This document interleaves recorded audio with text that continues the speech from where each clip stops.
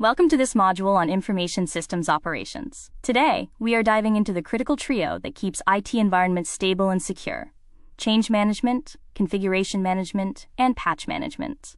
These three disciplines are the guardrails of IT operations. Without them, systems drift into chaos, security vulnerabilities remain open, and unauthorized modifications can bring down a business. We will explore how to manage these processes effectively and audit them for compliance. Let's begin by defining our landscape. Information systems operations is about ensuring efficiency and effectiveness. Within this, we have three pillars. First, change management, which ensures that modifications to the environment don't cause outages. Second, configuration management, which tracks the state of your assets. If you don't know what you have and how it's configured, you can't manage it.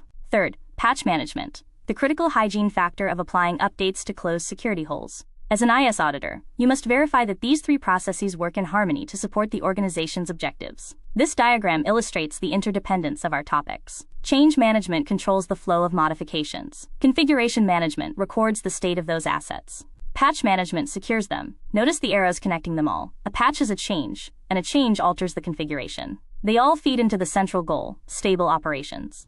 Change management is not just about permission, it's about risk reduction.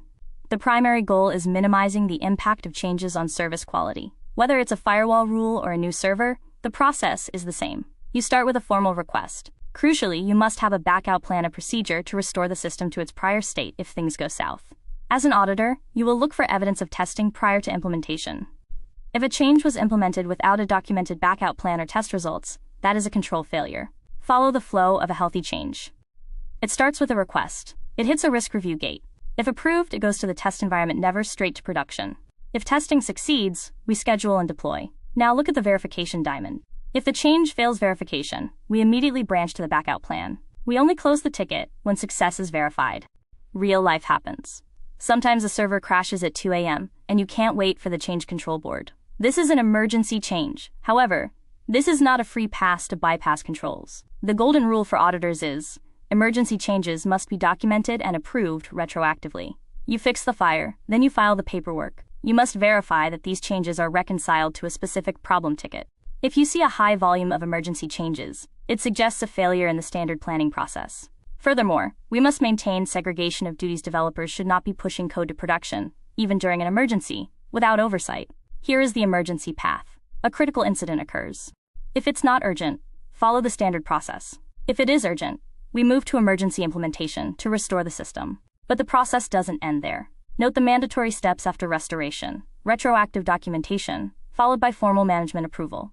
The loop isn't closed until the paperwork is signed. Now let's discuss configuration management. Its primary objective is consistency. Central to this is the baseline, the minimum security and functional requirements that must be met. Think of the baseline as the known good state. If a system crashes, the baseline tells you exactly how to rebuild it. Effective configuration management minimizes production issues because you aren't guessing how a server was set up. As an auditor, your job is to compare reality against the record. You look for drift deviations between the live system and the approved baseline. This state diagram shows the life cycle of a configuration. We establish a baseline. When a valid change request comes in, we update the configuration repository and establish a new baseline. However, if an unauthorized change occurs, we enter the audit drift state. The only path back to stability is remediation to restore the approved baseline.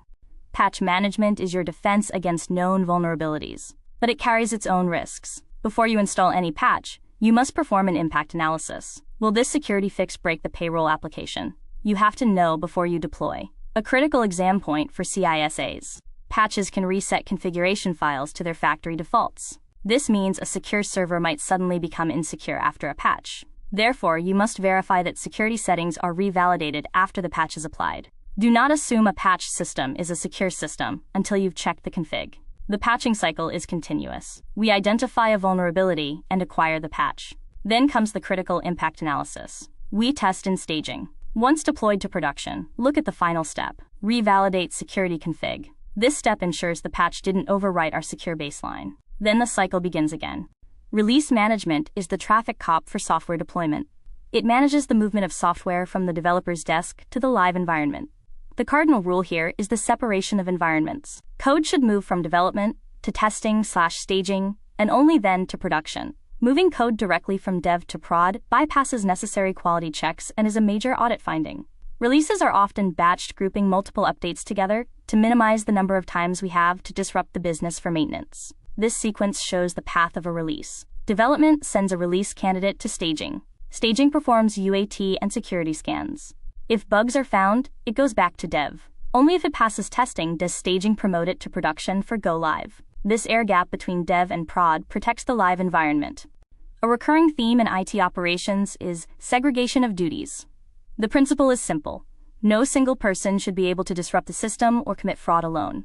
Specifically, programmers should never have write access to production data or libraries. If they do, they could make unauthorized changes that bypass testing. The change manager or change control board acts as the gatekeeper. Now, what if the organization is too small for perfect separation? You must look for compensating controls, such as rigorous audit log reviews and supervisory sign-offs, to mitigate the risk. This diagram visualizes SOD. Developers, on the left, write and test code. They hand it off to change control, in the center, for authorization. If approved, operations, on the right, deploys it. The dotted line represents a blocked path. Developers cannot bypass the middle steps to touch production directly. Finally, how do we audit this? We start with the audit trail. Every change in the system log should map back to an approved request form. If you find a change in the logs with no ticket, that's an unauthorized change. We perform baseline comparisons, often using automated tools to flag any setting that deviates from the standard. We validate the patch process, specifically checking if security settings were re-verified post-install. And for emergency changes, we verify that the paperwork was completed and linked to a problem ticket after the fire was put out. This is your audit logic. Select a sample of changes from the system logs. Trace each one to a ticket. If there's no ticket, it's an unauthorized change. If there is a ticket, was it approved? If yes, was it tested? Only if you can answer yes to all three. Ticketed, approved, and tested is the control deemed effective.